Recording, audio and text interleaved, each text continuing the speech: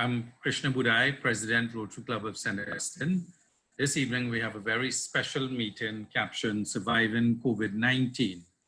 And we have among us many distinguished guests and Rotarians. We have registered PDG Hervé Wadi, Leslie Harry Paul, who is in Florida. We also have DG Faye from Ottawa, District Governor nominee Leslie Ramdani in Grenada. We have presidents, past presidents of Rotary, Rotaract, and Inner Wheel clubs, Rotarians, Inner Wheel members, Rotaractors, partner in service, and guests. Welcome to this special meeting on surviving COVID-19. And we have with us, later on they'll be introduced, two special guests who have actually survived the COVID-19. And before we go into the details, I would like to invite our fellow Rotarian from the St. Augustine Club, Larry, to lead us in prayer.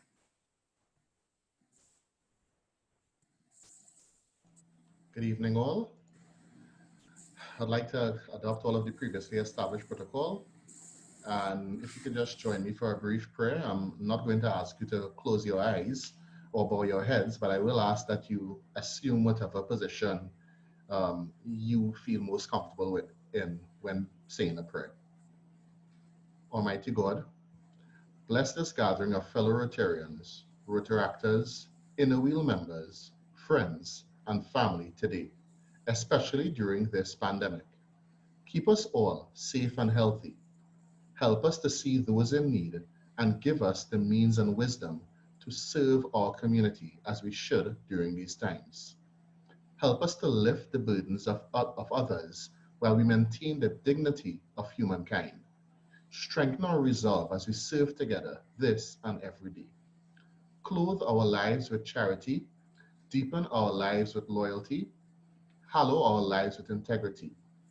Help us to live our lives so that may enhance the future of those lives we touch. Amen. Thank you, Rotarian Larry. Amen, brother. Amen. As we move from the prayer, I think this is a great opportunity for us to recognize one of our charter members, honorary member, past District Governor John Broadbeck, who passed away earlier in the week. At the time of his passing, PDG John was a member of the Rotary Club of Springdale, that's in the US. John visited Trinidad for a few days in June 2019 to attend the Rotary Club of St. Augustine's 50th anniversary celebration. He was a great man who devoted his life to Rotary for over 52 years. Even though he was a member of the Rotary Club of Springdale and an honorary member of our club, the Rotary Club of St. Augustine was his first club as he joined Rotary in 1967 by living and working in Trinidad and Tobago. We will always be grateful to him for being a founding member and serving as our second president, 1969 to 1970.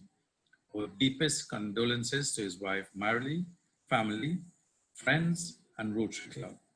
We now ask for a brief moment of silence in remembrance of PDG John Broadbeck.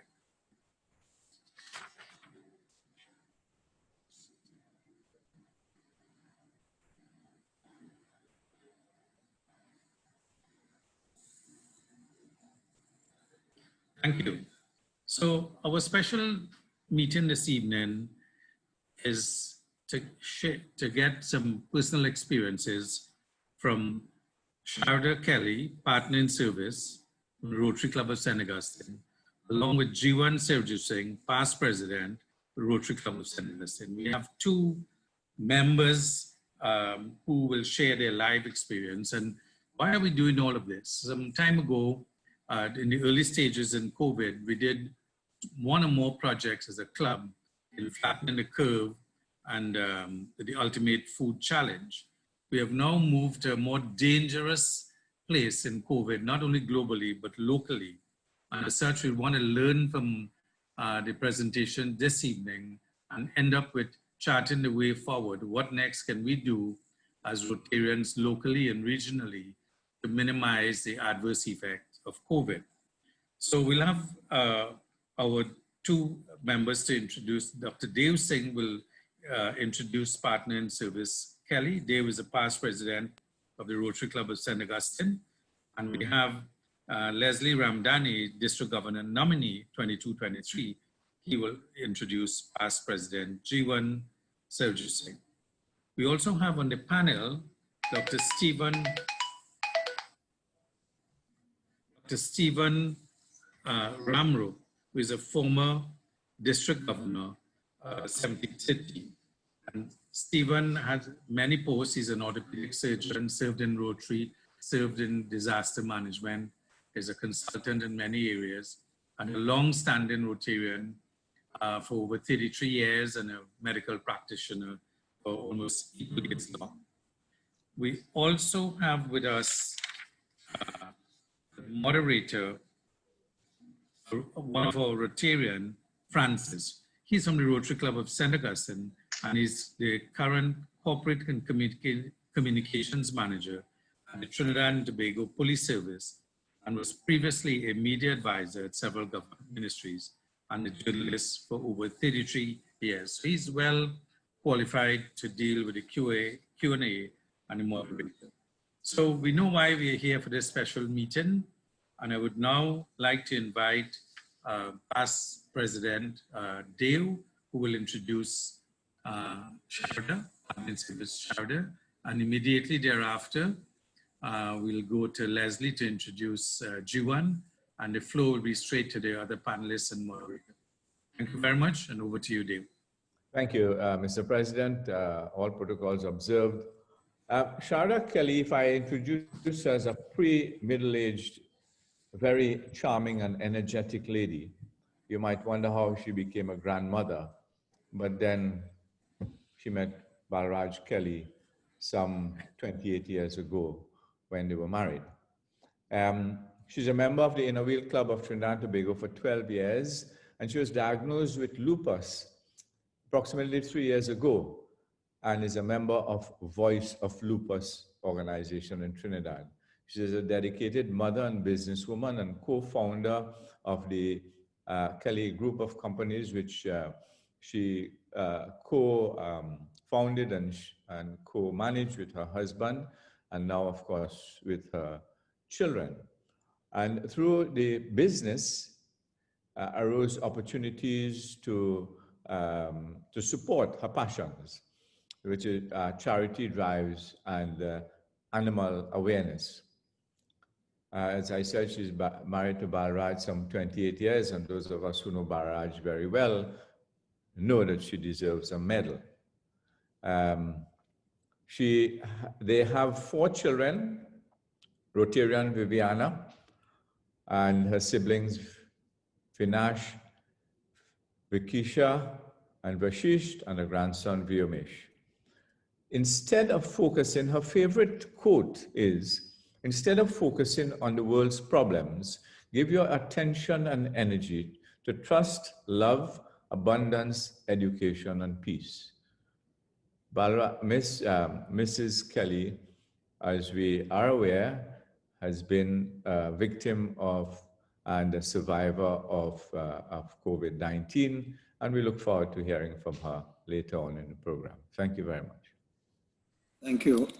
Good evening, President Krishna, fellow Rotarians. All protocols being recognized, I would continue. I was asked by Rotarian Maria to introduce my dear friend, Jewan, for this evening's meeting. Jewan Sirjoosingh has been a Rotarian with the Rotary Club of St. Augustine for the past 26 years, serving as president from 2009 to 2010. He is the managing director and founder of JS Steel, starting the business by specializing in steel and metal fabrication. With vision and proper resource allocation, the business expanded into structural steel fabrication and general building construction, serving both local and regional clients. Jewan is married to partner in service Katie for the past 40 years. Katie is a past president of the Inner Wheel Club of St. Augustine. They have 2 children, Praveen and Roshan. So I have to take you back a few years. When Grenada hosted a district conference in 1988, Jewan attended the district conference. My club hosted the home hospitality evening. And at the home hospitality event, I saw this young Rotarian buzzing about taking pictures of everybody at the party. I eventually introduced myself to him, and that's when I met him and we became acquainted because he told me he was involved in steel construction. We developed a very close relationship, and fellow Rotarians, this shows you how wide the world of Rotary is. Here it is, 2 persons who never knew themselves were able to meet and develop a tremendous bond of friendship, which has lasted until now. Forward to District Conference 1997, my club again hosted home hospitality, and Jewan attended our club's home hospitality, but he insisted, he called me from Trinidad to insist, say, listen, I am doing that curry pot for you. And believe it or not, Jewan, the loyal person, he came up and registered for the district conference, but he missed that day because we had the home hospitality evening. So Jewan sat in my garage and put together a tremendous pot of goat curry. And I can tell you, it was enjoyed by all participants who attended the home hospitality. So my relationship with Jewan goes back many, many years, and we have developed a very close bond, which became even closer when Jewan was invited to Grenada in February of this year to my birthday party.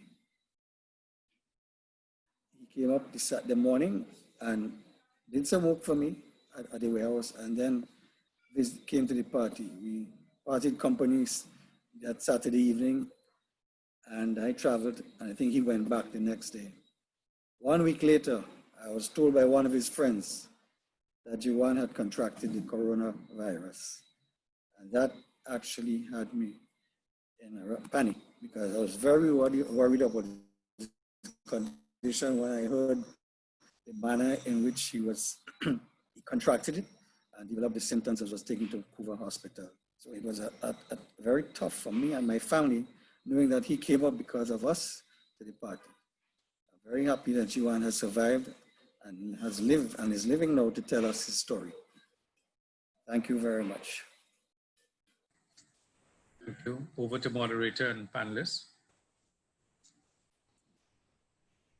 Good evening, President Krishna, all our members, all protocols observed.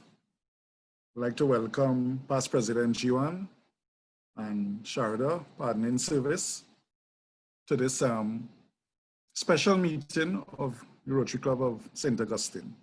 Right. Before we get into it, I just want to update you on today's figures. This morning, we recorded 21 new cases, and by 6 this evening, we recorded another 36. So for today, there were 57 new cases, taking us to 686, with 534 as active cases. And that's the latest figures up to 6 p.m. Right, so I just want to give a little idea of what I do before I get in. As head of the corporate communications unit of the Trinidad and Tobago Police Service, my role is to advise all police officers on the regulations, what they do, who they can arrest, who they cannot arrest, as well as give advice to the general public about the COVID-19 regulations. So this unit is very well aware and updated of what is going on. So I will now go straight into our questions. And the first one goes to Jewan, Past President Jewan. From what I was told, you were the second COVID-19 case registered in Trinidad and Tobago, and that was on the 13th of March. What was it like for you for the days leading up to your hospitalization. What made you realize something was wrong, and what did you do? Yeah, it was the Friday after Carnival when I was on a flight to Grenada. And entered the aircraft, sitting next to this passenger, I was like, he just asked him for my pen borrow. I loaned it to him. And again, it was no sign of COVID in the air as yet. But what I recollect is that when he gave me back my pen, it was wet. And time you put it in your pocket and your hands wet, and you must touch your eyes, mouth, whatsoever, go through customs, out to the public. And that was it. And then all day I was in Grenada. Then the next night was Leslie's birthday party. And that was it. And when I came home, after that 1 week, I was normal. And then by the Sunday is when I started to feel this bit of down, feverish, and that again, knowing the workaholic I am, enter the office that you would be there. So you're not in the actual labor part, but you're in the office. So even if you're not feeling well, you're sitting in office and not really knowing that you were going down and down until the Tuesday when I realized that my chest was feeling uncomfortable. That's when I went to Dr. Rodney Haicharan, and he gave me tablets, and then I went to Claudius by Wednesday evening, next Dr. Samaru, and time he saw me, he said, Jewan, that you have pneumonia. You have to now do a chest X-ray next morning.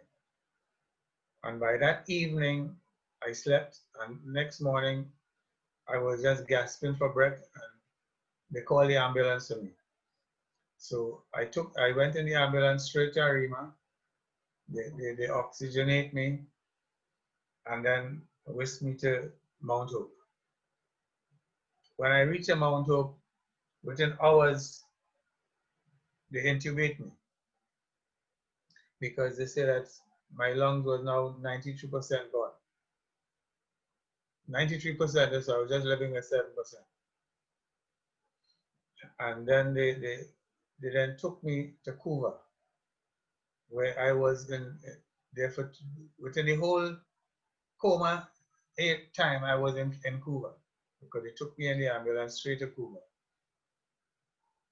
And all I remember then, because that 2 weeks is no memory of it, but I remember that somebody asked me, Jewan, are you hearing me? Wink and squeeze the hand. And I did it. I don't know if that is before or after, but that's all I remember then. And I still can't remember if that was before they put me to sleep or after, but that's the only memory I have. And then into the hospital, I must say that it's like a five-star hotel. It was just classy. The doctors were there. It meant to say that everybody to their P's and Q's on it, that every morning they would come, good morning, Mr. Sirjoosingh, how are you today? How you slept last night? Did you eat? Did you pass all right? Were you passing solids okay? Every question you asked, the thing they would ask you. And you were there. They even pulled the bed up and they physically feed me with Pampers. And everything was just, I can't complain about the service in the hospital. I nearly go to the hotel. It was just superb. Even, like I must say, I could remember some of the doctors like Dr.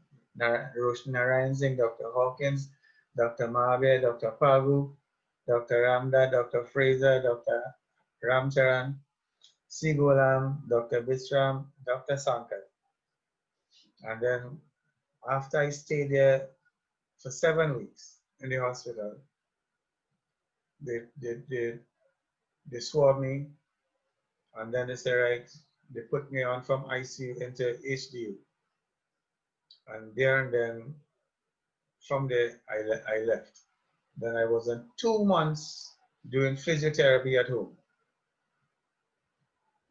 And also seeing Dr. Sakamori, which is a lung specialist, a respiratory doctor. And up to this present time, he's there, he's following up with me.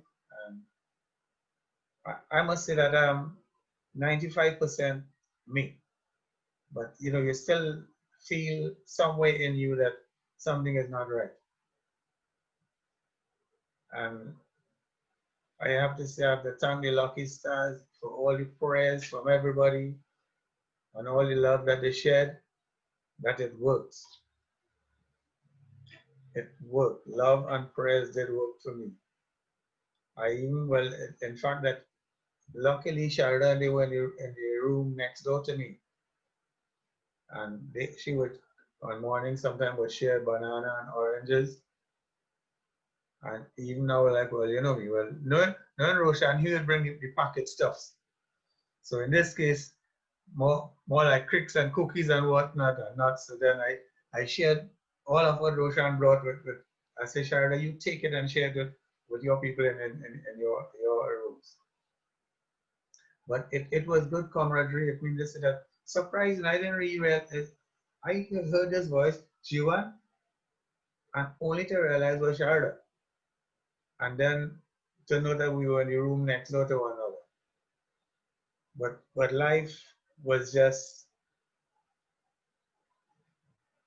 quiet and silent because you know you're just lying down there, nothing to do. You had 3 meals per day: breakfast, lunch, and dinner. They sponge you off everything, every single thing. You hadn't anything to do for yourself. They come and shower you, everything, brush your teeth. The only thing is that shave, I didn't shave. And then again, it was all my whole white face. But it was there. And up to now, that I must say that I am there. Many thanks to President Rajan and his wife. They used to come home so often and bring things at home. Sometimes they would just come drop it on the gate and go. Past President Indar, he had also done it. And even Dr. Singh, he was communicating with the doctors together with Katie. He did a human service because when Katie was all frustrated, not hearing, when she called at Dr. Liu, he made his calls and the communication lines open. And so Katie was all bubbly again, at least while she was getting news. Thanks to Dave. Dave, thanks again. Okay, well, let's go and hear what Sharda has to say now. Sharda, what were your symptoms like leading up to your time going to the hospital? Good evening, everyone. I just had a cough at first, dry cough. Then I started to get headaches, internal fever.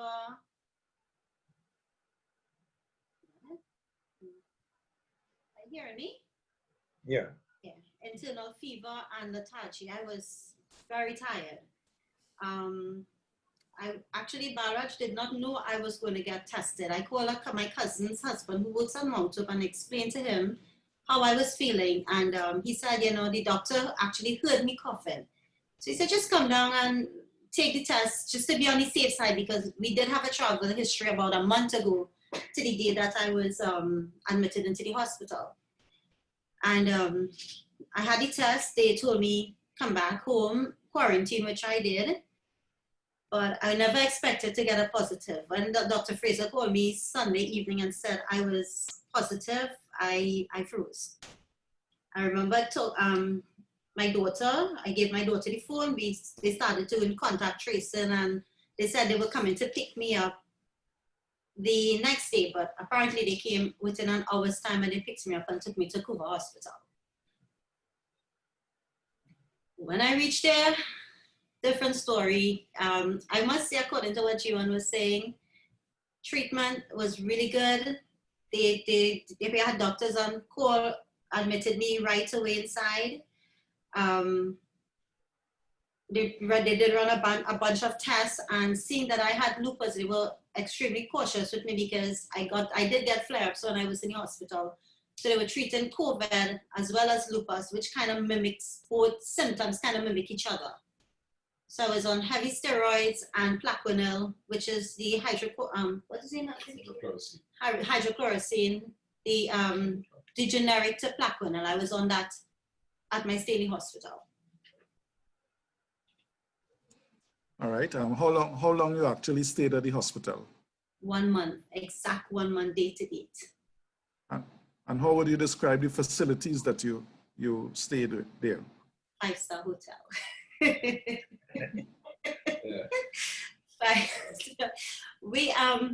It was like I told when Balraj called me, he messaged me the evening and said, you know, if you were comfortable. I said, listen, I couldn't have been in a better facility than where I was in at that time. I was comfortable. I met friends.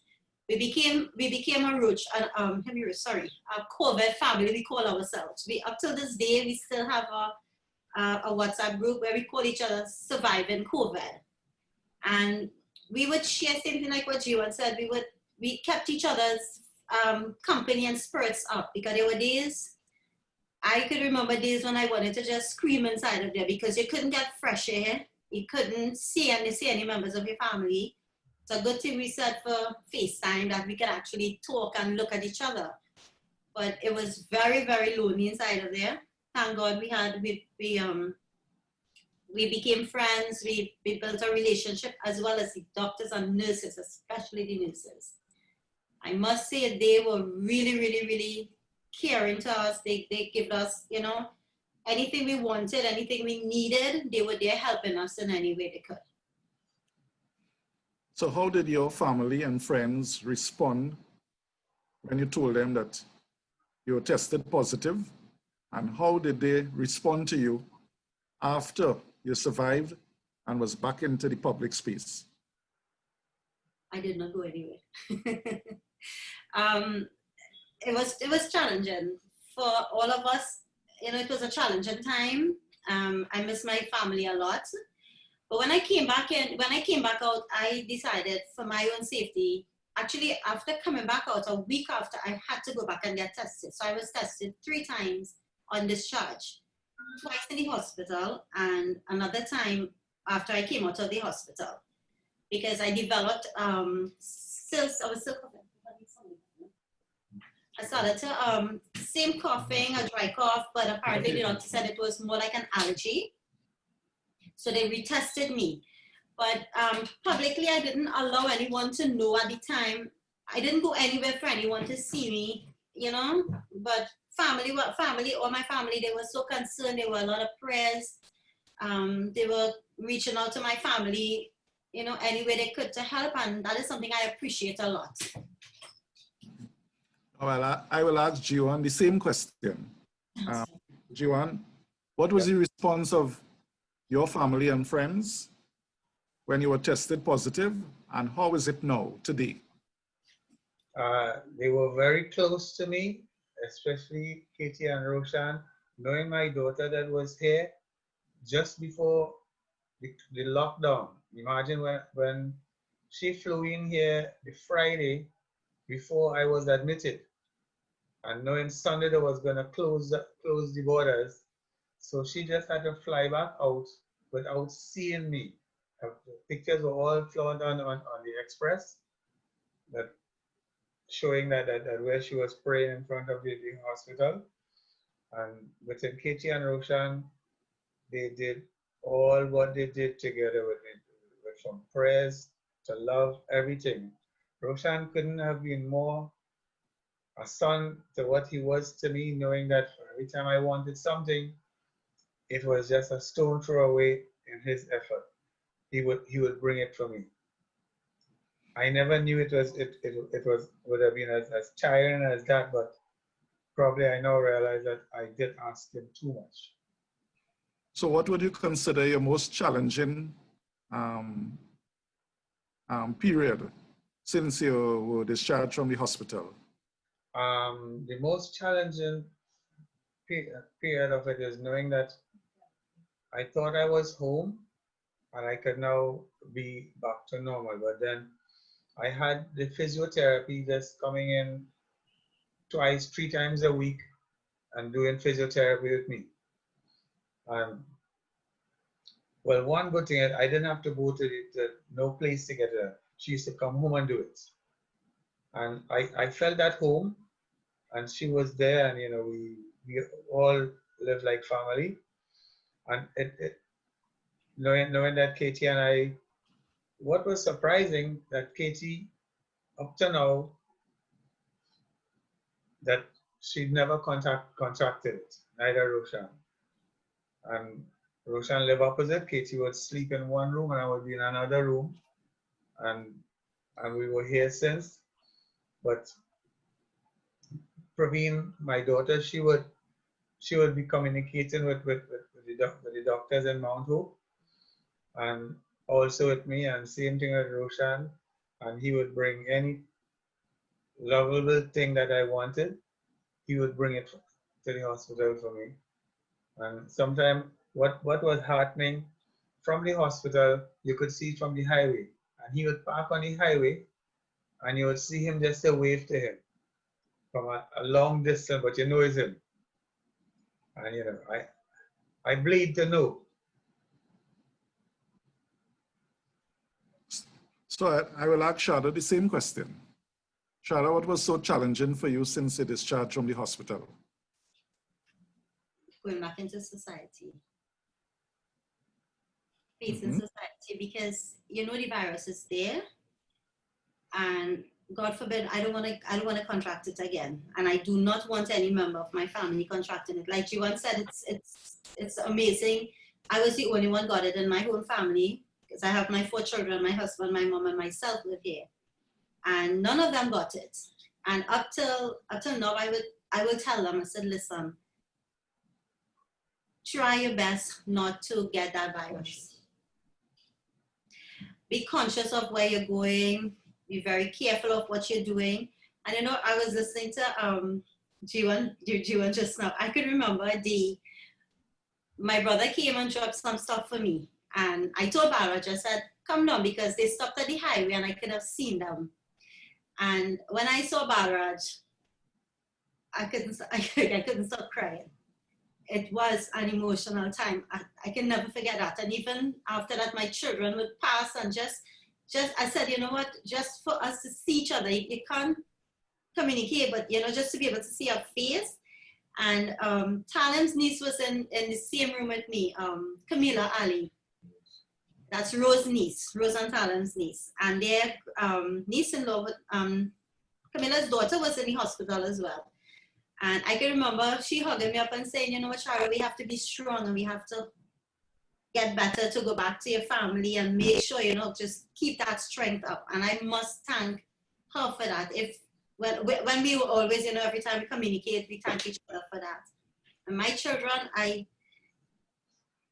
as Jewan says, we have the best children in the world, because you couldn't ask for anything. Sometimes almost 2 days, every 2 days, I would have fresh stuff coming in. Even Maria would call me at times, Sharda, there's a Starbucks I could send, I can do delivery for you. So Maria, thank you for all the phone calls as well. Yeah. So now that I mentioned the numbers at the beginning of this interview, that it's kind of running away in the last 3 weeks. Do you think that the citizens of this country are taking this virus seriously? No, they're not. That's my opinion. They're not. You go out, sometimes you go outside, you take a little drive, you see people no mask on, people just going about doing what they want to go about their lives, and it's not being taken seriously at all. It's not. And do you see any sign of this virus going away anytime soon? No, I don't. Right, I'll ask Jewan the same question. Jewan, do you think that people are taking this virus serious? I don't think so. I want to figure out that even when you look at CNN for the past months of Black Lives Do Matter, I want to figure out that people just mimic that, and they're just not paying much attention to what can happen, because they realize that everybody, they're just on the street without even thinking that that is something that is spreading and could spread, and they have to pay attention to what they do. And Is, I want to figure out that they're not paying attention to it. is there any, is there anything different that the medical authorities can do that they are not doing now? Again, I would figure out that what can the medical authority do? If it meant to say that, from what I see, they have the parallel care system, that how they know exactly how to have step downs accordingly. But in this case, what could they do? It's just that people have to be more sensitive now. They have to wear their mask, wash their hands, and try their endeavor not to put themselves in this odd position to cause any bodily harm to anybody else and even themselves. And Sure. There's a question. Yeah, go ahead. That I did a blood test last week, and I had some good news. I have antibodies. So it showed that after the COVID that I did get a positive test of antibodies. So hopefully that it will put me in a safer position. Sure. The question being asked, how long were you ill for? Before I was admitted into the hospital? Yeah, the overall period. A week. I started to get symptoms about a week before I was admitted to the hospital. So I was down for about 6 weeks. Yeah. And would you say that you are ready to be back out in society now after all that's happened? No, I'm not. I'm very scared to be outside because people are not taking this virus seriously. And what I went through and what I saw my family went through as well, I don't want to, I'm scared of actually even interacting with any people on the whole, because you don't want to go back facing what you face. I mean, the virus is there. We need to take as much precautions as we could, but people are not heeding Instructions. Yeah, instructions. Thank you. People are not heeding instructions, and if we continue not to heed instructions, we are going to end up in a very serious situation. I must say, the time that we were in the hospital, there weren't a lot of cases. So we had, the nurses were there, we had really good treatment, but now, seeing that they're overwhelmed, they're being overwhelmed with cases coming along, it's going to be different, because I spoke to one of my roommates who were at the hospital when I was there. Her brother and sister-in-law is in the hospital in Cora, and they were saying the treatment that we prescribed that we got, it's different to what they are getting, because again, the nurses are overworked and they're overwhelmed. So if people would listen, understand, this is not a virus that's going away right away, and it's something that we have to learn to live with for a little while. Maybe, we can help each other out. But for me, going back out in society, I don't want to. I am very scared. All right. My final question to you, what advice would you give to people in the public right now? Heed the instructions of our CMO. Sanitize, wear your mask, be conscious, try not to hold gatherings. They told you, 5 people, make sure you don't exceed that, because for me, I do not know how I contracted this virus. It's still a question mark for me. And up till today, I would still sit and wonder, where did I get it? Who was I in contact with? Which I was not hardly in contact with anyone, and I still got this virus. So I would say to the public, be wary, be very careful, listen to instructions, and make sure and put your mask on, always. Do you think there should be mandatory wearing of masks? Yes, it should be. Yes. Okay. Jewan, your final words. What advice you have for the public? And do you think that everyone should be wearing masks? I would figure that masks supposed to be mandatory now. And as I said, I get enough clout and shout from Katie as I would walk outside to you and where's your mask? You go out in a supermarket and come back, sanitize your hands. And I want to figure out, so I have little ones in my pocket into the car, and it's like that. But again, everybody's supposed to pay heed to the CMO, as he said. Do as it is. Sanitize, wear masks, social distance, and don't go in the gathering that you know that could cause problem. Yeah. Are you scared to go out in the public? I would say yes, but again, I try and be there, but be there within limits. Mm-hmm. And knowing that I have to go out, I have, it's business, so I have to meet people, I have to talk, I have to see things into the workshop, and I'm there. But I get my stomach full when I come back. Okay, who you interacted with? That's some Katie, and I would just be FaceTime with my daughter and talking. Okay, Dad, don't forget wear your mask. Roshan would when I tell him I have to go to this customer, he said, Jewan, Dad, can they come home instead? Can you arrange some other method? But again, you know that in business you have to have this one-to-one facial thing to talk and get going. But as I say, I'm trying to cope with it and live with it. Yeah. Well, I'm sure that some of our members and our guests will have some questions. So I will open the floor now. Pass it back to President Krishna. Thanks, Francis. Before we open up the floor for questions from we have the other panelists, Stephen Ramro, and I'd like to invite him for some comments, in particular from a medical perspective, the rapid rise and any comments or suggestions he may have all Trinidad and elsewhere. And then we can go to the other questions. Over to you, Stephen.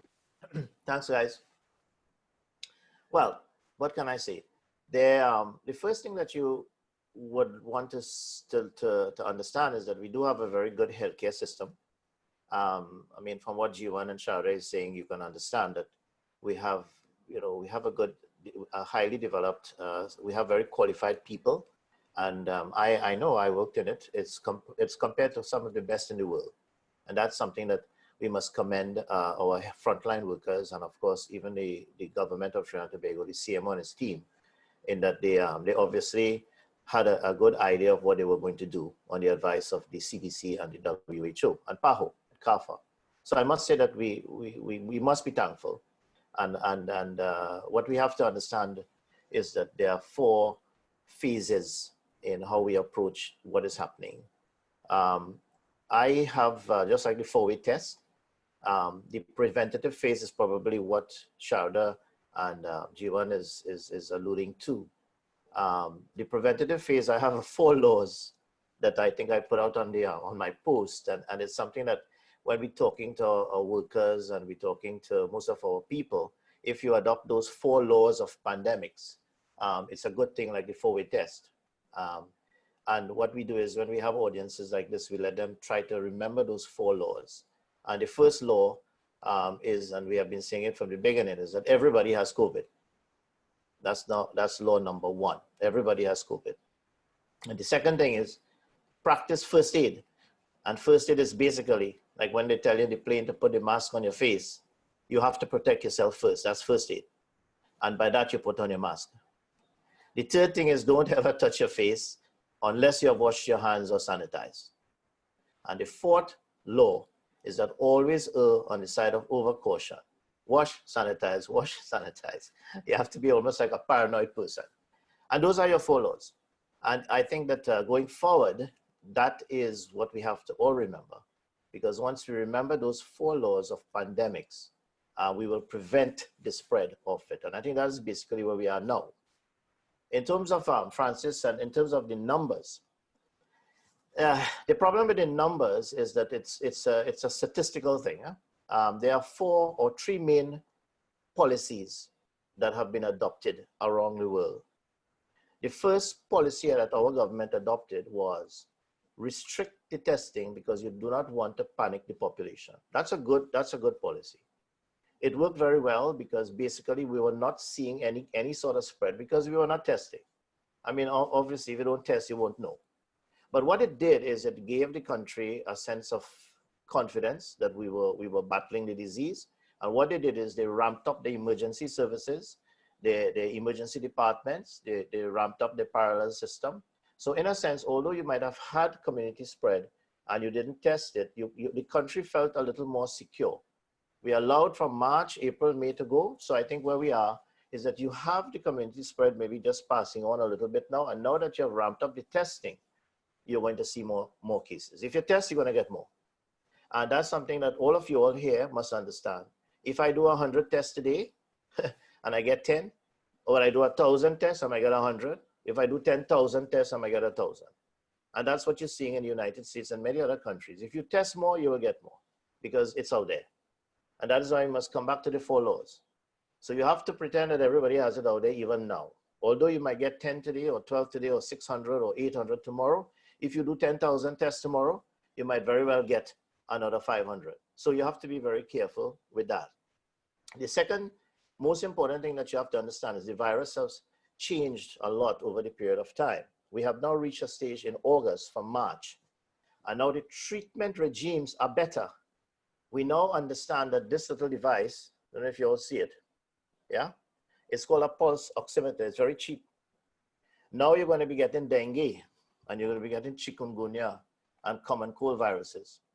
The problem with this virus now is that every time you sneeze or cough in a public space, people get worried and you're afraid to even cough. And one thing I must remind everyone here as human beings is that coughing is a natural phenomena that gets rid of the germs. And don't ever try to forget that you have to cough. If you don't, you're going to be in a problem. And that's what we have to keep reminding people. So in a quick thing, this is a very important device going forward. It's called a pulse oximeter. And if you have the virus, just now, look, Sharda, you're very worried. You have your children, you have other people around. It's virus time. And then you want to know whether you should call somebody because you're having a cough and a cold. And Jewan had a few days and nobody was taking him on. It took a little time before he got into the system. Now we have what is called happy hypoxia, meaning that you have low oxygenation and you feel you're okay. And then by the time you get the shortness of breath, it's too late. Now we want to reassure everybody now that the treatment now, we have found, we thought it was surfactant which was causing the problem in the lungs. And then they realized it was really some microclots in the blood vessels supplying the lung tissue so that they're using anticoagulants. So the treatment, just in a nutshell, has actually changed, right? The third part or the third phase, and this is what we are going through now with Jewan and Sharda, and most of us who have family abroad who may have had it, is the rehabilitation phase. That mental state, the mental stress that we went around, not just you, but your family. And that is something that in more developed countries, they have psychologists and counselors that actually go into the homes, or at least online, counseling the family. We may not have reached there as yet in Trinidad and Tobago, but I understand that this is what Rotary is all about. So I think that we had the Rotary network, you saw how it worked, so that even online, one of the things that Rotary clubs can do in the future is that persons who are affected by COVID, because our government may not have that sort of support, is that we can get that worldwide connection or connect the network of Rotarians who may have some skills in psychology and counseling to assist persons who may be affected. The final thing I just want to say, because I don't want to belabor the whole thing, is that there are two ways of dealing with this issue. When Jewan took that pen from the guy on the plane, he might have just realized, and Sharda didn't know where she got it from. And I remember I went to a national immunization day in India. We spent 2 weeks there. And I tried to prevent diarrhea up until about 3 days before. And in the last 3 days, one of my friends, a Rotarian from the United States, gave me a Portugal tea. Just automatically, I just took the Portugal, that little moment. And the next day I couldn't even go out because I had really bad diarrhea. So in that little moment, you can get it. And it's something that we have to remember. But I want to tell you something. Could you imagine how much times we traveled as district governors? My friends there who are past district governors and some of us who are going to be governors. You had to travel so much. Can you imagine how many times you took pens from people, touched surfaces at toilets, wash, and you didn't get anything? Now that's what Sweden and Norway and some of the other countries are doing. Their perspective about this is, now that we have reached a high stage in the treatment where we can actually prevent things like using the pulse oximeter long before you get the problem, and then when you come and we treat it with the treatments as we have just described, is that they are saying, you know what, protect people like Jewan and I. Let us stay away and observe the 4 laws, and let the other people who are healthy go and bathe and do what they want to do, like what they're doing in Sweden, and let them get herd immunity, because if we don't do that, the virus will continue to stay. And WHO last week actually is telling people don't lock down again. So we have reached a state, I think, in the next couple of months where we will have to look at what Sweden is doing, because in a small country like ours, we might want to protect the vulnerable, like myself, Jewan, and some of the other persons, even though you have antibodies. We haven't learned too much about that as yet. So we still have to be careful.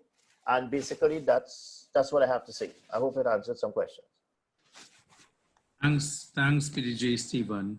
I know we have some questions coming up from the chat, and I think I just saw one flash. But as you ended up with the oximeter, can you share with us what is considered normal or acceptable range and the danger zone when checking the readings from the oximeter? Well, once you have a proper working oximeter, anything between 98 to 100, 97 to 100 is good. Anything below 95 or 93, if you have symptoms. If you're healthy and sometimes you have problems, you might go up to 90, 95, 97 in a normal person without symptoms. But I think once somebody starts to cough in their house, especially an older person or whatever, just get it and check it. And if they're about 95, 98, you're good. Above 95 is pretty good. Okay, thank you. And now we have questions from the chat. Maria, would you bring those up for the panelists? We have all 4. And I hope all 4 can take some of the questions. Hi, good evening, everyone. This question is for Sharda. How long did your test swabbing, how long after you did your test swabbing did you get a call back confirming your symptoms? 2 days. I was tested Friday and I got a result on Sunday. Another question from Rotarian Larry. Was there any physical discomfort from the testing process? Yes. Yes.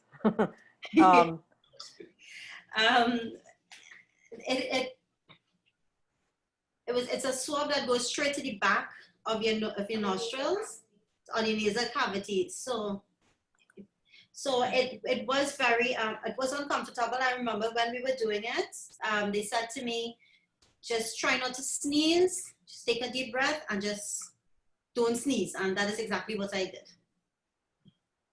It's uncomfortable. It is. Uncomfortable on a scale of 1 to 5. 4. I have a very low tolerance for pain, sorry. Just watching the test on video, sometimes they show it. You would, I mean, I think that's preventative enough to not want to get it. And I had 6 tests done. 6. 6? 6 tests. At one time? No, I had one the first one I had it on the Friday. When I was admitted, I had another one. During my course of the stay, I had another one. 2 to be discharged and 1 after I was discharged. Wow. I can't imagine. Well, I wouldn't ask this other question. It was from Larry. Was there any physical discomfort from the testing process? But yes, you answered that already. From Devika Das. How is your lupus flares? How is your lupus flares after recovery? After recovering from COVID, I think every day I complain I'm not feeling well. I'm very tired, very lethargic. I saw someone was asking about muscle weaknesses and stuff. Yes, a lot of pains all over my hands, joints, feet, you name it. I've got it. And let me see, just how long, okay. Just one comment from past President Dominica in Jamaica saying that people are also careless there and complacent without the mask. Past President Raj was asking, were you treated differently by people after your discharge? Yes. Yes. And Yes, I was. People who knew I had a couple interactions where I was a bit shunned off. So yes, I was. And I would, oh, sorry. What I think is people think it's contagious, even though I had it. I remember specifically an incident, and I came back and I told Balaraj about it. I said, people, they need to understand what the virus is about. I remember going to, I was there and, you know, I just reached over for something and she actually moved away. And I questioned myself. I said, how could you not know the virus is not contagious when you don't have it? So Yeah. I was treated differently. Even my family as well were treated differently. And still up to now, after you were discharged in April, May? April. Okay. I think now, maybe now people are being a bit more aware of it, but I'm not publicizing this anymore. Yeah. Yeah. And Jewan, I will ask you the same question that past President Raj asked. Were you treated differently by people after your discharge? Yes. Like for instance, back to my friends when they came, some would just stay by the gates and talk to each other, hi and bye. Even like past President Rajan and his wife, they would come. They would reach by the gate, drop off things, because and at least I myself will try to let them know, please don't come any closer, just for your safety and for my peace of mind, because you never can tell what is still contagious into the whole system and something can happen to you. But it meant to say that it had reached the stage that where I did some swab tests even after I came out. And they showed that way that you were shedding some of the dead virus into you, that it would still pick up. But otherwise, I must say that I feel comfortable to interact with people, but sometimes you would see that the distance they would stay. Because they just want to be sure that who you are, what happened, if it meant to say there's anything to be worried about, and we did. And I noted that past President Dominica from Jamaica asked the same question about families being stigmatized. Viana asks, maybe you could answer this, Jewan. Do you support making masks mandatory by law? Yes, yes, yes, yes, to the fifth power. Wear masks, keep a small sanitizer in your pockets, even in your vehicle. So anytime you go in or out, you can sanitize. Because sometimes, I mean, I'm still a bit careless, say that I would go somewhere, reach back in the vehicle, and drive out, and then realize, you know, holy shit, I supposed to sanitize. And then I will do it. But, you know, that it's not built in into years yet. But sanitizing is important. Yeah. And not just sanitize, but rub it all around, wash your hands properly, and have the small one in your purse or pocket. That even if it, because sometimes you may go someplace. Now, when you go in the supermarket, now remember it's a lifelong thing. You're gonna pick up one thing to take a look at it, and you're gonna put it back down. You don't know who have this coronavirus into the supermarket. They picked it up and put it back down. Now you're gonna pick it up and put it in your trolley. Yeah. So because I recollect from the pen that I loaned to the guy, and when I got it back, it was wet. Now it's only after I realized, I started to recollect why me, and then I realized that the pen is what came out with sweat. So it's way back to the supermarket or the greengrocer. You're going to pick up something, take it. And if it means it's not like a long time where you're going to pick up the oil to check the price. Because now you're going to leave your sweat onto this bottle and somebody else is going to pick it up. So I want to figure out, we have to probably start to educate the supermarket people to have people into the aisle saying, hey, what you touch, take. and not just put it back because you're going to be spreading it. Mhm. I had this friend, a masseuse, and she said she went to the supermarket, and while she was there, now pick up a basket, this guy sneezed, and you could have seen he spray onto all the milk. She just put down her basket and walked back out. So you never can tell. But most important, they say you have to be social distancing, but you also have to watch the person in front of you. If you go into that same item to pick up, see if they touch it and put it back down. Because they can now leave something on that can or bottle, and you pick it up and put it into your trolley. And that's when I said, well, we have to educate the supermarket people, to have people in the aisles to tell people what you touch, take it. And our next question is for PDG Stephen from Larry. Could you explain what readings we should be wary of using the blood oxygen monitors? The pulse oximeters actually are the ones that we're talking about. The blood ones are they're more sensitive, and anything under 90, 94, 95 is important. But using these, if you get anything under 90, it's a good signal to something is wrong, and you should at least see a physician, especially if you have symptoms. And both Vishy, Dr. President Vishy and Rotarian Larry when you were making a presentation, they said, well, Larry indicated that he respectfully disagreed that is misleading to the public with regards to limiting testing. And President Vishy said he agrees with Larry, respectfully disagree.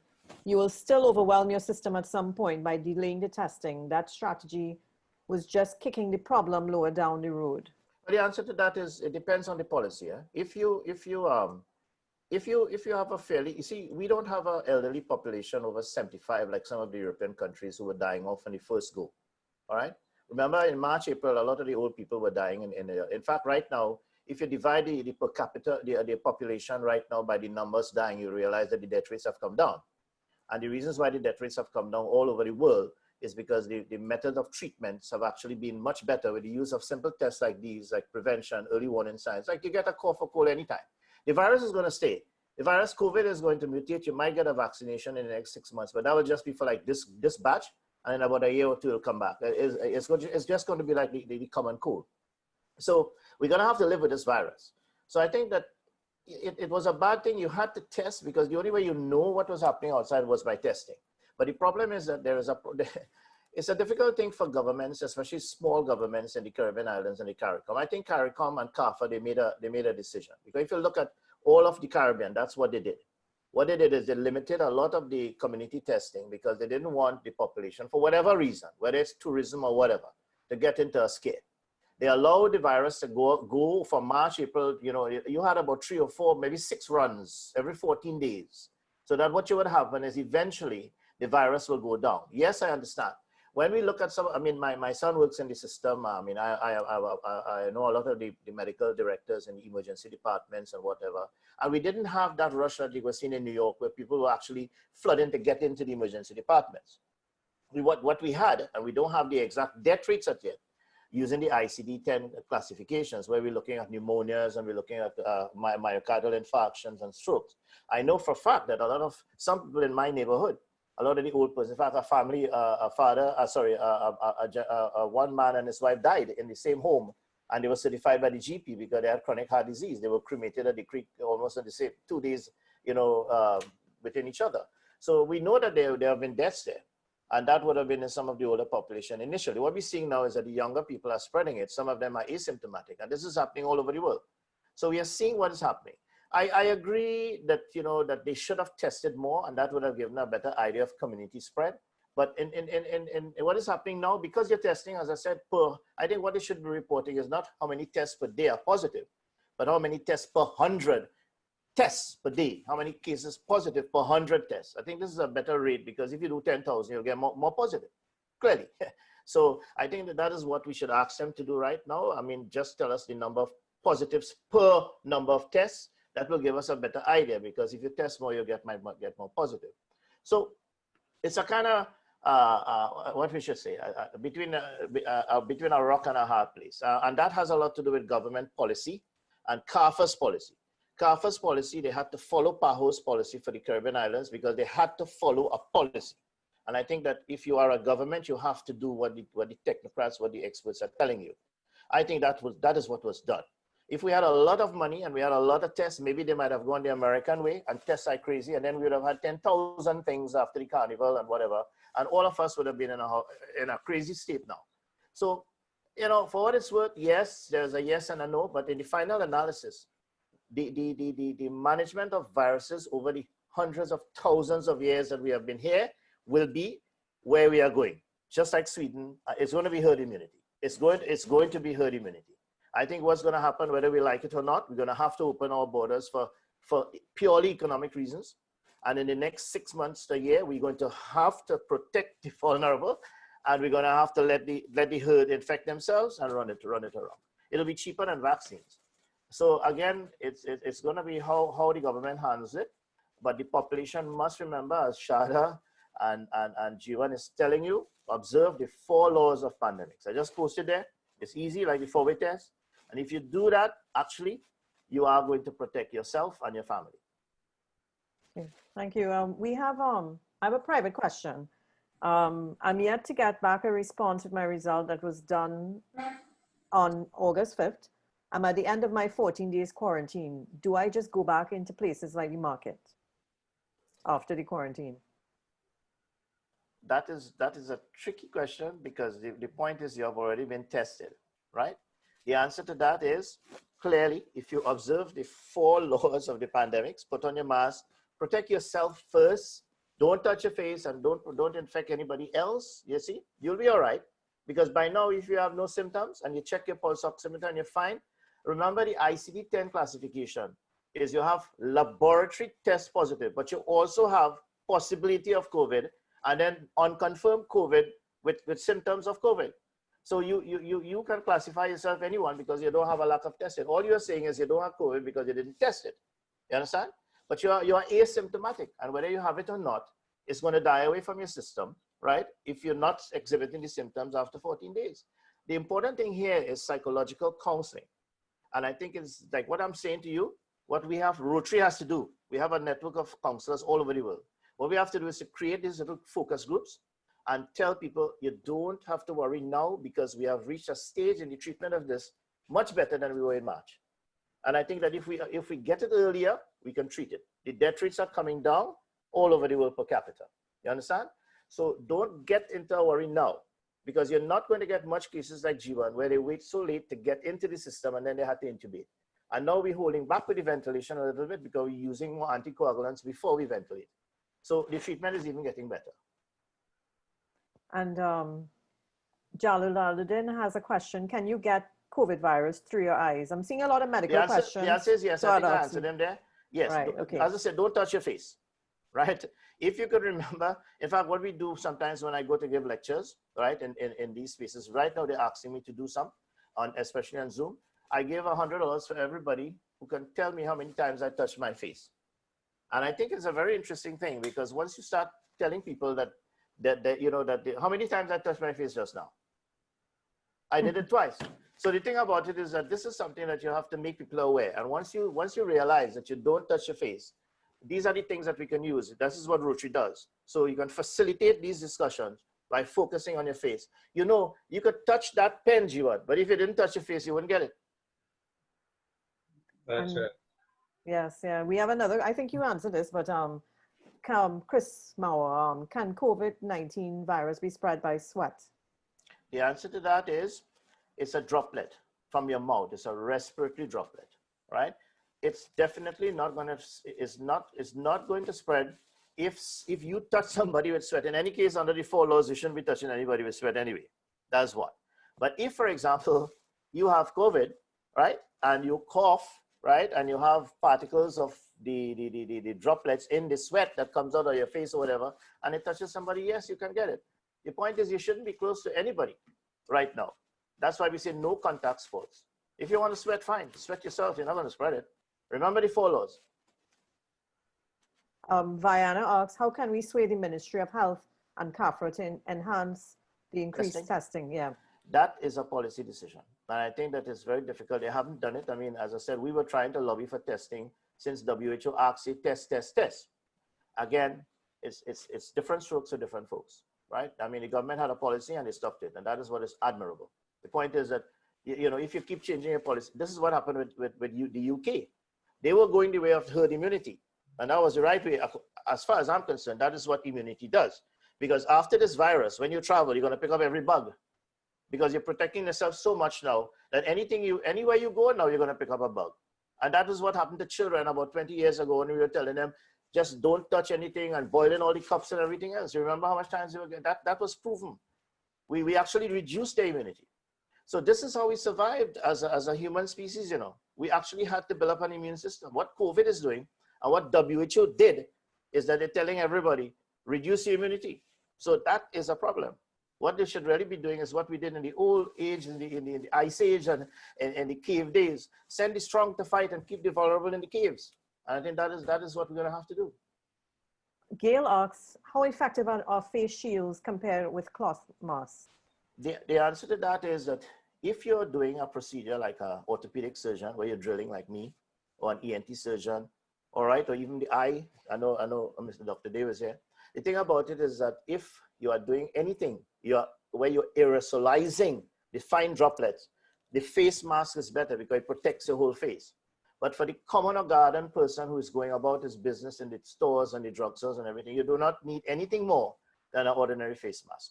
But if you're doing any procedure or you're in any situation where the contamination is very high, then an N95 mask is the best. But the best thing right now is a face mask, an ordinary face mask, if you're not doing those procedures like an orthopedic surgeon or you're drilling or anything else. And Jewan Sirjoosingh asks, differentiate between having antibodies and having high-low immunity in general. Well, the science is that if you have antibodies, it has to be specific to a particular antigen, which is a bug, if you want to use simple language. The problem with the coronavirus is a family of viruses. So although you have antibodies right now, the tests are picking up the antibodies with respect to a particular coronavirus. But that in many countries, it's not very accurate because the antibodies could be from a number of different coronaviruses. And that is where the problem is, you see? So the answer to that is you can have antibodies, but you could probably still have a virus that could spread, that's one, or you could get affected by the virus again. So you have to be very careful right now. It does not, high antibody level in this particular instance does not reduce your, improve your immunity. You have to be very careful with that. You still have to protect yourself because the science is not telling us anything about that as yet. But in the other diseases, like for example, if you had tuberculosis in the past or polio, which is our Rotary thing, yes, if you use the vaccination, which is really an attenuated virus, you're actually improving your immunity. But not for the coronaviruses right now. The next question would be for Sharda. Was your fever reoccurring from BAL? Actually, I had no fever. What I had is on evenings, I would get an internal fever, and that was it. But I never had a heavy temperature. And the next question is for Jewan. Denise said she was concerned about your physical therapy. I know being in contact with you, you said that the physical therapy helped a lot. Jewan? Yeah. Denise said she was concerned about your physical therapy, but you had indicated that it helped you a lot because it was going through a few weeks, yeah? Yeah, 2 months. 2 months. 2 months. Yeah, because what happened, remember that you were lying down on a bed for 7 weeks. So then all your joints and all your limbs and muscles were gone. And when you stand up, it means to say you were wobbly. So in this case now, they then had to now reenact all these parts into you again. And first I was a bit of a walker. And then eventually I started to walk by holding the rail. And then that is when the physiotherapist came in and started to do, you were standing and then doing the different leg and arm movements and stomach movements. Maria, we have taken quite a lot of questions. Not sure how many more you have. Just a few more, just a few more. So the next question is to Sharda. What is your, with regards to COVID, what would you say it was the life lesson that you learned from it? Wow. What's the importance of health? How vulnerable we all are in this fight against COVID or any viruses that is coming along that we have to face. It's a life lesson. Okay, and Krishna, that is the last question. So. Okay. Okay, thanks. We have a few minutes left, and I want to open up so comments or questions from participants directly to the panelists or any other person. We'll try to manage it in a way to have one at a time so you don't get overcrowded. But the lines are now open. Maria could unmute globally. So if there are any comments, any member, any participant would like to make, now is the time.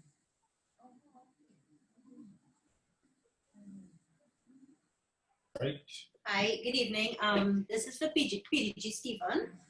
I would like if you can recommend your members, as Rotary members who therapists or to reach out to patients, because when I was in hospital, even up till now, sometimes I would get panic attacks and need someone to talk to. I would pick up the phone and call a friend or something.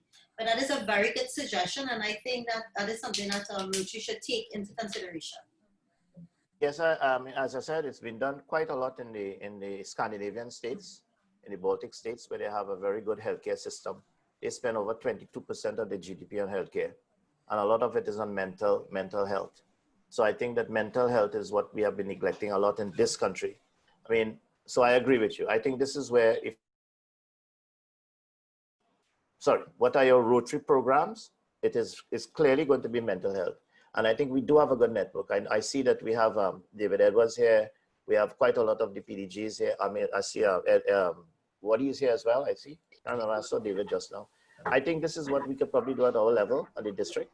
And maybe what the Rotary clubs can do is, if you know in your communities, persons who may have shared that they had COVID positive, I think this is where the Rotary clubs can kind of engage with these persons and then create a forum, maybe something like this where we could reach out to them. And I think that is what we can start doing.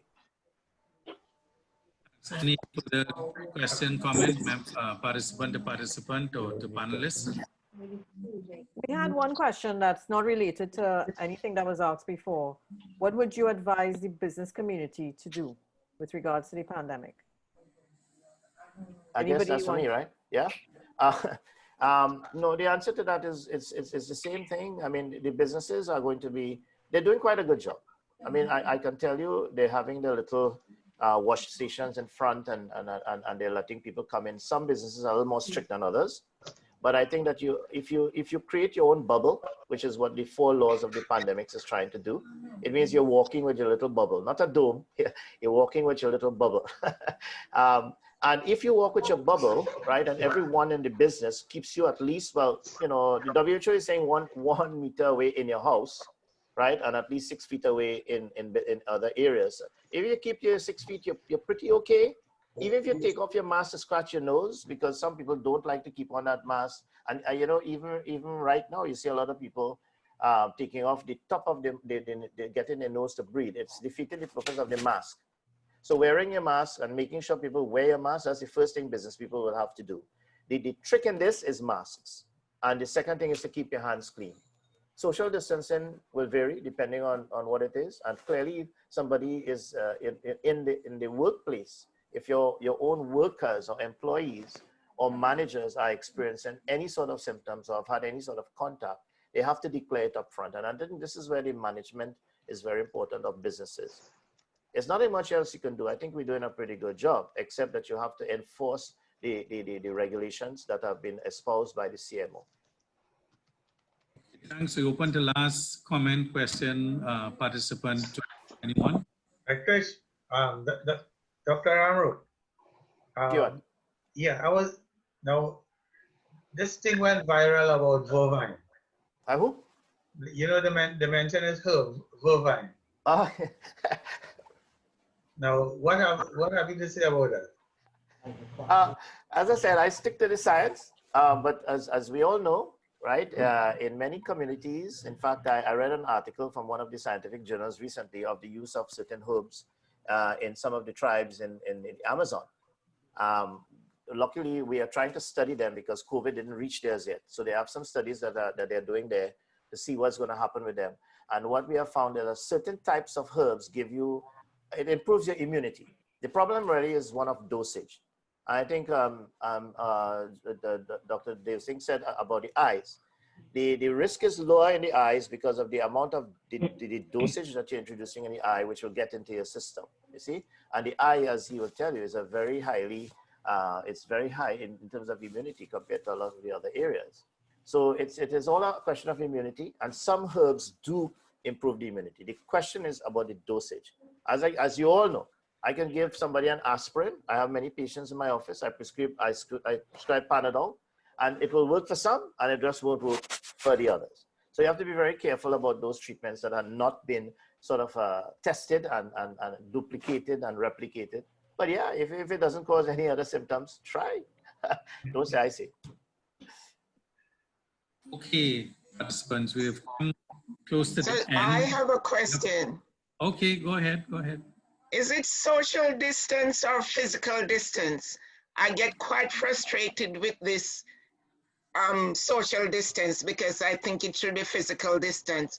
So what does the doctor have to say about that? Is it social distance or physical distance?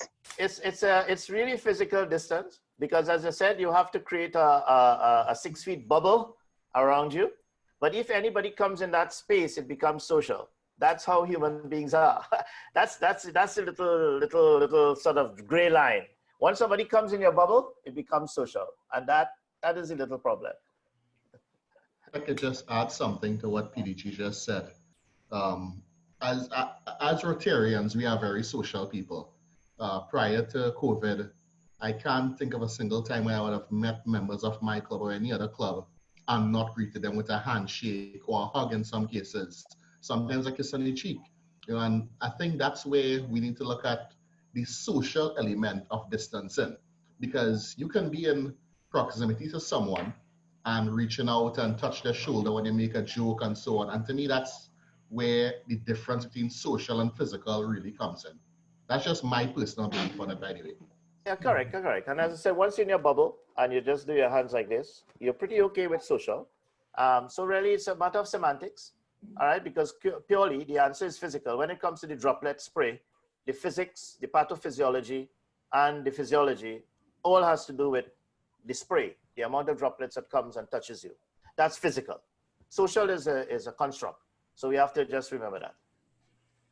Hi, Krish, can I just ask something? Sure. As you mentioned about the bubble, I travel to Tobago every week because I work in the hospital. And obviously being in plane, and Caribbean Airlines have this policy where they sit in passengers next to each other and in front of. Are we at any more risk in a airline cabin where there's circulated air, or you don't have that 6 feet distancing, even though you're not touching people or their luggage or anything at all? And I know lots of people in this group will be traveling to the sister isle for various reasons. I mean, I go for work, people go for other reasons. But any comment on that? The answer to that is yes. I mean, somebody just asked about how often you change your masks, right? The trick is, if you're going to travel in a plane, my suggestion is that you get a couple masks. Well, because the masks are going to protect the recirculation of the virus. It's like going in a very dusty room. And if you're a carpenter and you're working with wood, you remember you can't use the same mask all the time because you have a lot of dust sprayed, right? So just imagine that you have the viruses sprayed. So you change your mask frequently, right? Because what you're trying to do is you don't want to breathe in any of the recirculation. The environment that you have to equate it with your risk. So in the higher risks environment, the 4 laws are very, very important. And my suggestion is, if you're going to go in a plane, make sure you have masks, right? Because you're going to have to change your mask when you come off the plane, right? In fact, we are now suggesting that most of the airlines have little tunnels, these tunnels that you have to go through with a mist. So that at the gate, we are hoping that they start putting in these tunnels. So when you board the plane, you go through the gate. And then when you come into the terminal where you land, you go through another gate with the mist. right? And then you should change your mask. So you put on a new mask to board, and when you're in the plane, you don't change your mask. When you come out, you change your mask and throw it away. Now, these are the kind of things that you'll have to do because you're going into areas of risk that are higher. But the answer to the question is, you can't really have good ventilation on a plane. You just putting yourself in the possibility of higher risk. And the trick to that is, don't touch your face as much as possible. But in terms of the ventilation, you have to change your masks. Maybe an N95 will be a better mask to travel on a plane with than an ordinary face mask. Thank you. Okay, Can I ask a question? sure. Can I? Yes, go ahead. Are you hearing me? Yeah, we Yes. heard you. Muted. Maria? Good. How about like I'm using a cloth mask? How often do you reckon that I wash it? And how do I wash it? So put, sir. The answer to that is again related to your environmental risk. If you're home, if you're home and you're outside on your porch and your neighbor comes across, you understand? You make sure you have your mask. Yeah. When you want to change it, you just go now and wash it, and you wash it with a little bit of Clorox. You hearing me? Clorox. We wash with all ordinary wash. You don't have to change your washing arrangements in your washing machine. So you wash your mask, but except you'll probably want to. Okay. It depends. Your mask is like I mean, I know the ladies say you have the gentle wash and you have it's just you have to put it with the gentle clothing like underwears and things, rather than your jeans and whatever. Okay. Right? Simple washing. You don't have to change your washing in your washing machine or your little bucket with your little Tide and your little Clorox. You don't have to, unless you have a color that will be damaged by the Clorox. But changing your mask is very important if you go into a crowd, for example. So if, for example, you come out now and you go and you're walking, and while you're walking, you're meeting about 10 other people, although they're social distancing, right? When you do that, you don't come home and use that mask again. You wash it and use another one. You understand? Your exposure. If you have increased exposure, then you have to use increased different masks. Mm-hmm. I have a quick one. Hello? Yeah. Yes, go ahead. Is it from Hi, me? Dr. Ramru. Hi, Dr. Ramru. How are you doing? Ishwa here from LEFA. Long time no see. Good to see you. Yeah, okay, nice so my question is a simple one. Nice, lovely presentation. It involves droplet spread, risk, and mask wearing. So a lot of us here wear the mask, and we'll be engaging in conversation with another client or personnel throughout the day. Agreed? Yep. And then we have a tendency to pull the mask down. We still have it on, but we pull it down on our neck when we're alone. My concern here is that if I'm chatting with someone, droplets can now spread onto my neck, and I pull the mask down and I put it back on. Yes. You see my concern here? The answer to that is, again, the fourth law, right, of pandemics. Good? The fourth law of pandemics that I just put out there, right, if you could remember, is always on the side of over caution. That means you have to keep a little hand sanitizer in your pocket, and anytime you feel that you did something wrong, sanitize, and then you could touch your mask, right? If you have good masks in your briefcase and you feel that you're contaminated with your chest, change your mask and try not to touch it, which is your second law. Third law, don't touch your face. So the point is that if you go through the four laws, if you feel you have chest contamination, change your mask and don't touch your face. And I mean, you just have to live with it because, as I said, the fourth law is very important. A lot of people feel it's paranoia. But if you feel you're contaminated, your hands, sanitize your hands, and then you can touch your face. It's not a problem, right? Then you can change your mask straight away, sanitize again, and put on a new mask. So you just have to kind of go through the process. Thank you. Lovely. Yeah. Thank you. Okay, folks, this stage it's 8 o'clock. We've had 90 minutes of experience on COVID and others.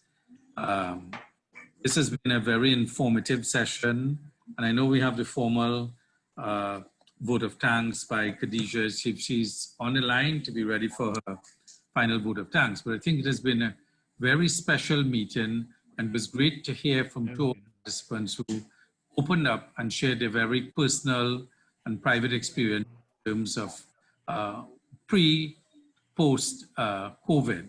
And To both of you, thank you very much for sharing this and making it something that we would have, I hope we all learn from. And again, from the other comments, it's not going away in the near term. So the precaution should be taken rest of this year into next year. So coming out of this, as I said at the outset, we at the Rotary Club of St. Augustine will now have to reflect and fine-tune our next stage. How do we help ourselves and how do we create projects that will be useful to the community to prevent the spread and or where it has already gone to help families in need. So that will be the next stage, and I want to move on to Khadisha and again thank all the participants for an excellent. At the outset, we had just under 90 participants. We had a lot more registered, but we had some competing programs on the TV. I guess some people may have gone on to look at other programs that are very current. So over to Khadija, if you're on the line for a vote of thanks. Good afternoon, everyone. All protocols observed. On behalf of the participants of surviving COVID, I want to say thank you to the Rotary Club of St. Augustine for organizing this presentation. To the panel, moderators and presenters, Dr. Ramrup, Rotarian Jewan, Mrs. Kelly, we want to extend our heartfelt appreciation for sharing your personal experiences. These recounts of your experiences have given us a clearer perspective on COVID-19 and would help us to be more vigilant with taking heed to the guidelines, instructions, and protocols given by the CMO and medical team. Dr. Ramrup, we want to say a special thanks for giving your medical perspective and advice on, and especially the education of the 4 laws of pandemics, because I know you were speaking of the 4 laws often. So I just want to say thank you, and I want to wish Rotarian Jewan and Mrs. Kelly continued health.